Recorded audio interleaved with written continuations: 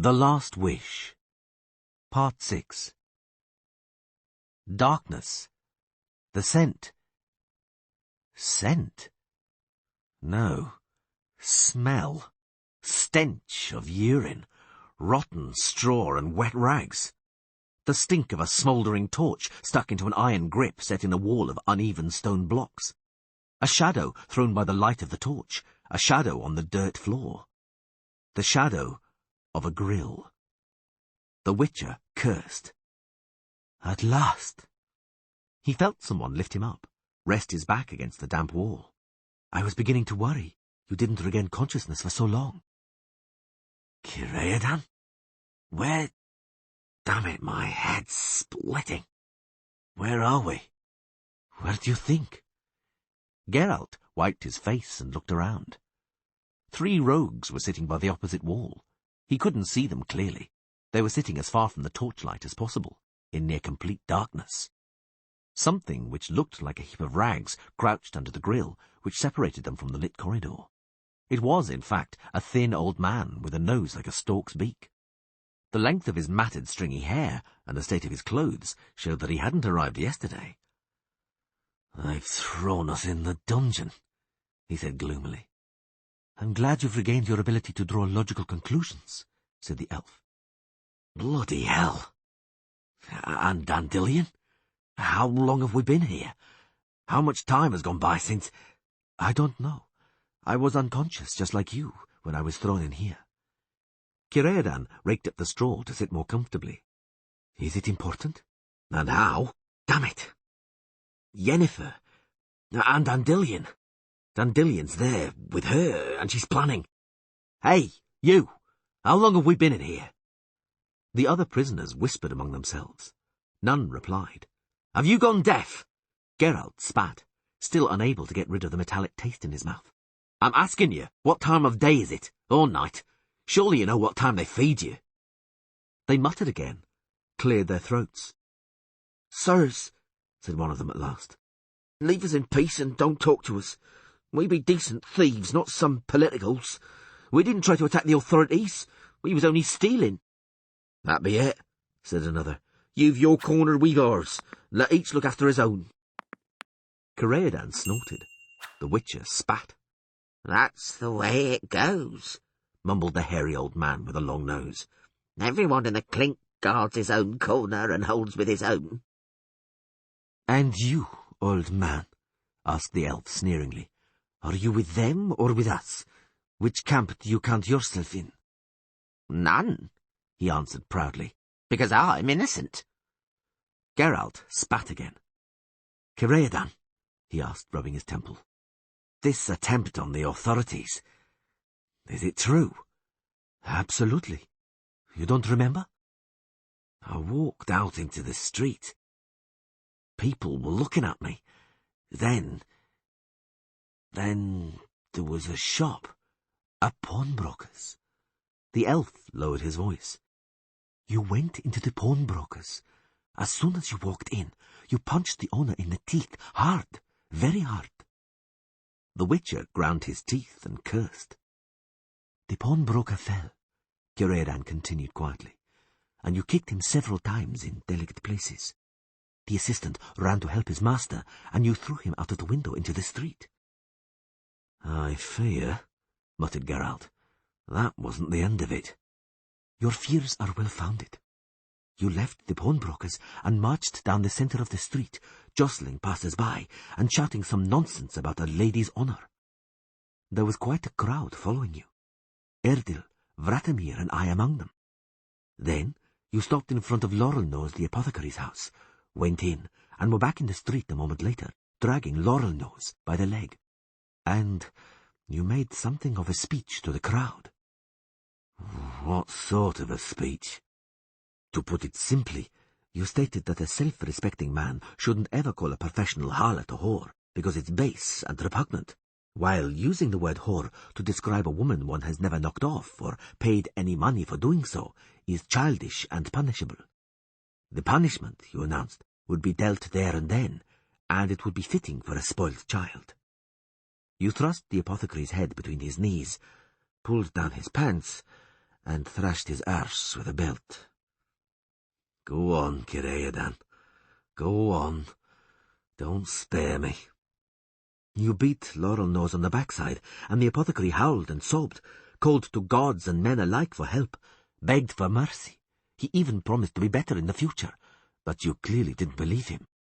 Then several armed bandits, who in Rinda go by the name of guards, came running up.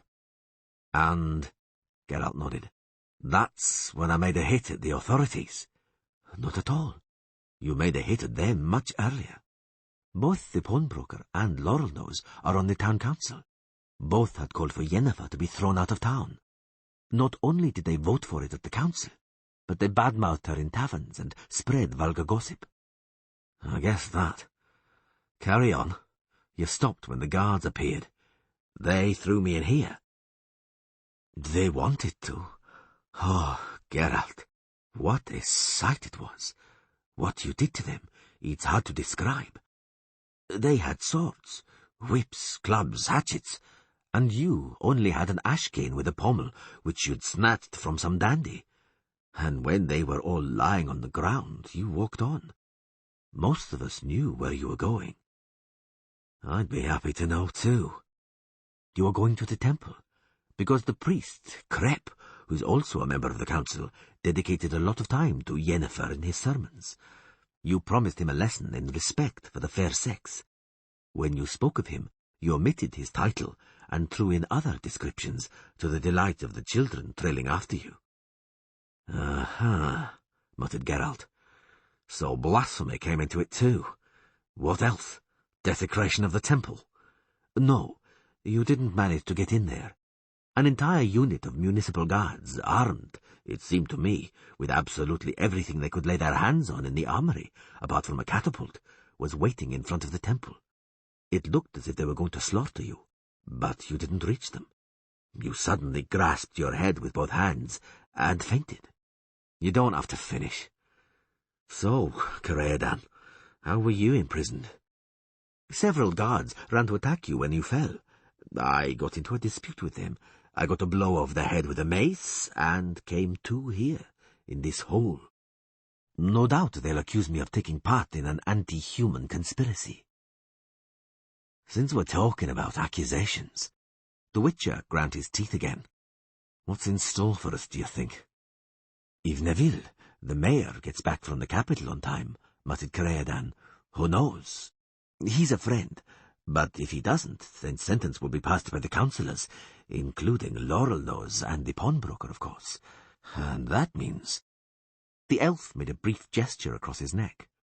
Despite the darkness, the gesture left little doubt as to Cireadan's meaning. The Witcher didn't reply. The thieves mumbled to each other, and the tiny old man, locked up for his innocence, seemed to be asleep. Great, said Geralt finally, and cursed vilely. Not only will I hang, but I'll do so with the knowledge that I'm the cause of your death, Cireadan. And Dandelion's too, no doubt. No, don't interrupt. I know it's Yennefer's prank, but I'm the guilty one. It's my foolishness. She deceived me, took the piss out of me, as the dwarves say. Muttered the elf. Nothing to add, nothing to take away. I warned you against her. Damn it, I warned you, and I turned out to be just as big an, pardon the word, idiot. You're worried that I'm here because of you, but it's quite the opposite. You're locked up because of me. I could have stopped you in the street, overpowered you, not allowed, but I didn't, because I was afraid that when the spell she'd cast on you had dispelled, you'd go back and harm her. Forgive me. I forgive you, because you've no idea how strong that spell was. My dear elf, I can break an ordinary spell within a few minutes, and I don't faint while doing it. You wouldn't have managed to break Yennefer's spell, and you would have had difficulty overpowering me. Remember the guards. I wasn't thinking about you, I repeat. I was thinking about her. Cireadan? Yes. Do you...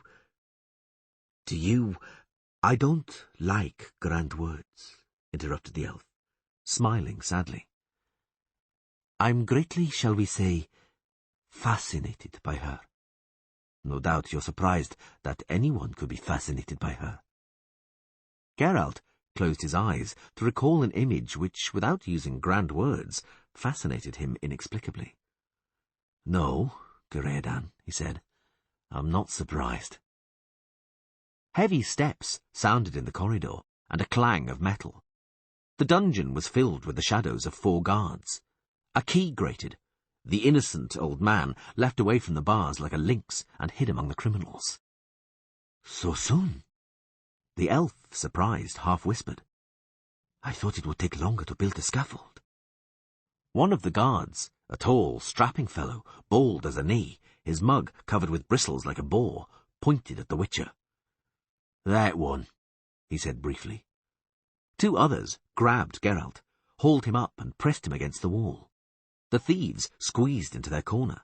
The long-nosed grandad buried himself in the straw.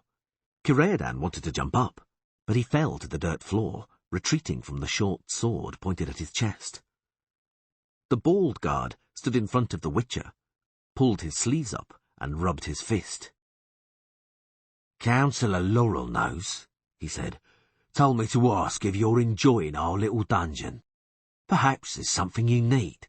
Perhaps the chill is getting to you, eh? Geralt did not answer, nor could he kick the bald man, as the guards who restrained him were standing on his feet in their heavy boots.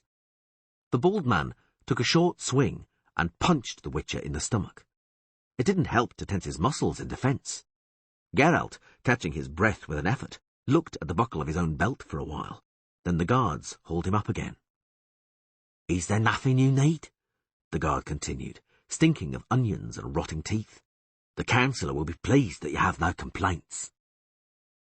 Another blow in the same place. The Witcher choked and would have puked, but he had nothing to throw up. The bald guard turned sideways. He was changing hands. Wham! Geralt looked at the buckle of his belt again. Although it seemed strange, there was no hole above it through which the wall could be seen. Well? The guard backed away a little, no doubt planning to take a wider swing. Don't you have any wishes? Mr. Laurelnose asked whether you have any. But why aren't you saying anything? Tongue-tied? I'll get it straight for you. Wham! Geralt didn't faint this time either, and he had to faint because he cared for his internal organs. In order to faint, he had to force the guard to... The guard spat, bared his teeth and rubbed his fist again. Well? No wishes at all? Just one, moaned the Witcher, raising his head with difficulty. That you burst, you son of a whore. The bald guard ground his teeth, stepped back and took a swing. This time, according to Geralt's plan, aiming for his head. But the blow never came. The guard suddenly gobbled like a turkey, grew red, grabbed his stomach with both hands, howled, roared with pain, and burst.